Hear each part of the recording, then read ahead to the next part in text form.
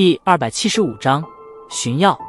略微有些宽敞的楼道之上，萧炎几乎是瞬间便是栖身进入那青年身侧，拳头猛然紧握，携带着一股破风劲气，狠狠对着青年脸庞上砸了过去。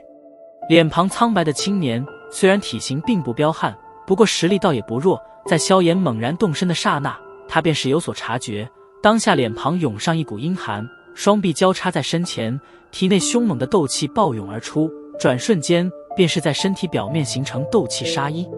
虽然吃亏在猝不及防，不过青年对自己的实力很有自信，而且面前的萧炎也的确是太过年轻，因此他相信凭借对方的攻击力，应该积极破除自己的防御。小杂种，今天就算是亚飞护着你，你别想安稳地走出拍卖场。抵挡的刹那，青年心中闪过一道森然的念头，然而心中念头还未落下，那蕴含着压迫劲气的拳头便是结结实实地接触到了前者的手臂之上。顿时随着一道轻微的咔嚓声响，青年脸色狂变，一口鲜血从喉咙处忍将不住地喷了出来，身形也是被那股强猛的劲气所造成的推力狠狠地弹射在了墙壁之上。当下又是一口鲜血喷出，双脚跪地，身体痛苦地蜷缩了起来。在青年吐血的那一刻，楼梯上的亚飞方才回转过身，那一声小心的喊话刚刚脱口，便是见到了那犹如死狗一般蜷缩在楼道旁的青年，精致的脸颊上顿时被错愕与难以置信覆盖。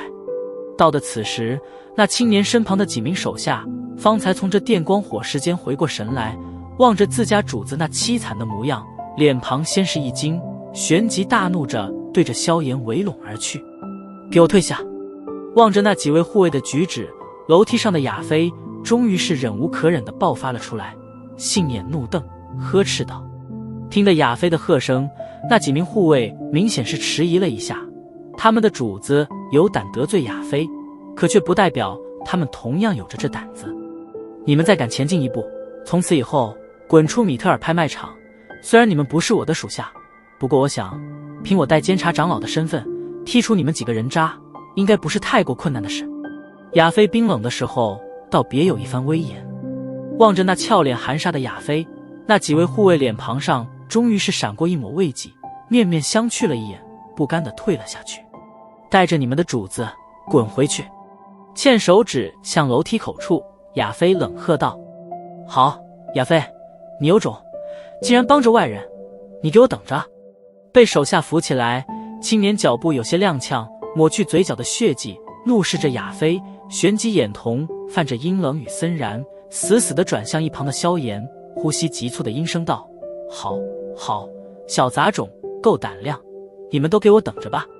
落下狠话之后，青年狠狠一巴掌甩在身旁的那名护卫脸庞上，怒道：蠢货，走！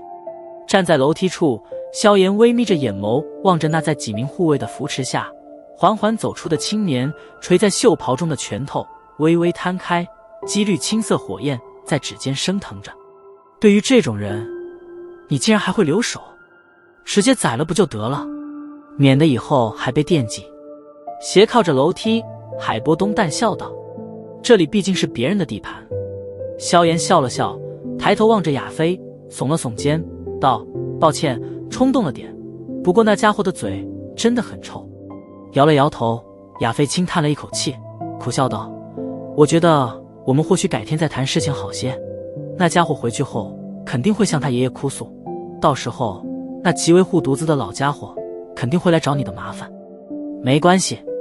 萧炎摇了摇头，微笑道：我们很需要一些东西，现在就谈吧，那些麻烦我们自己会处理。哎，你这倔强的家伙，算了，到时候我尽量保下你吧。不过那老家伙一向目中无人，恐怕连我都会被他训斥一顿。闻言，亚飞也只得无奈地点了点头，转身对着楼上行去，在转角处留给萧炎一个曲线动人的背影。萧炎摊了摊手，与后面的海波东对视了两眼，然后跟了上去，一路跟着亚飞上了几楼，最后在一处大门前停了下来。看他那轻车熟路的模样，显然这里是他常来的地方。在大门门口还站有几名守卫，虽然他们目光疑惑地在萧炎两人身上扫了扫，不过却识相的并未开口阻拦，安静地站在一旁，犹如木桩。推开房门，露出宽敞的房间，房间内整齐着竖立着书架，书架上摆满着各种各样的厚厚书籍。亚飞穿过书架，最后来到一处办事桌前，转过身来，笑盈盈地望着萧炎两人，指着一旁的座椅，微笑道：“坐吧，现在能说说究竟有什么事情了吧？”笑着点了点头，萧炎随手抽过椅子，坐了下去，略微沉吟了一下，盯着亚飞道：“先前是不是给你弄出了些麻烦？”“抱歉，我知道你是为了我才出手的，不用道歉。”摆了摆手，亚飞绕到桌后坐了下来，红唇微抿，微笑道：“那家伙名叫雷勒，也是我们米特尔家族中的一员，后台颇有些强硬，平常我也不想得罪他，因此只能选择无视。不过那家伙似乎对我有着一些恶心的念头，我这般无视他，反而是让得他恼羞成怒的，成天给我捣乱。他爷爷在家族的元老阁中有些话语权，所以对于这个脸皮厚到极点的家伙，我也很是无奈。”亚飞掠过额前的青丝，有些疲倦的道：“看来那叫做雷拉的青年还真是给他造成了很大的麻烦。你知道，对于这种人，你越是这般，他越是窜得凶。”萧炎摇了摇头道：“哼，我自然是知道，不过你也太高看我的心胸了。我一个小女子，怎能达到那种圣人般的高度？我现在的确是不想招惹他，可日后一旦我有机会掌权，这个家伙会是第一批被我驱逐的垃圾，到时候我报复起来会让他感觉到恐惧。你可要知道，女人永远都是最记仇的生物，不然又怎会有最毒妇人心的说法？”亚飞淡淡的笑道，现在的他似乎才是不经意间的显露出了他的野心与强势。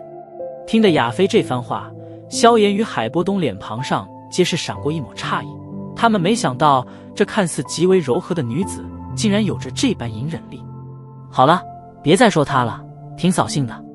摇了摇头，亚飞精致的脸颊上再度浮现犹如春水般的柔和微笑，盯着萧炎柔声道：“你们需要什么东西？说给我听听吧，我帮你们查查。”萧炎笑着点了点头，从那戒中取出一张白纸，上面写着炼制父子灵丹的药材，然后当着海波东的面将它递给了亚飞，笑道：“帮我看看，你们这里是否能够凑齐上面的药材？”望着萧炎的举动，海波东苍老脸庞上的笑意浓郁了许多。在前者拿出白纸之时，他便是凭借着尖锐的目光迅速地扫描了一次，那些与上次萧炎所说的药材同样的名字，让得他觉得萧炎的确是一直将他的事情记在心上。我就知道，没事的话，你是绝对不可能来拍卖场这种地方。接过白纸，亚飞摇了摇头，旋即低头大略地扫了一眼上面的药材名称，俏脸上不由得闪过一抹惊愕，抬头望着萧炎道：“这些药材可都不是普通物啊，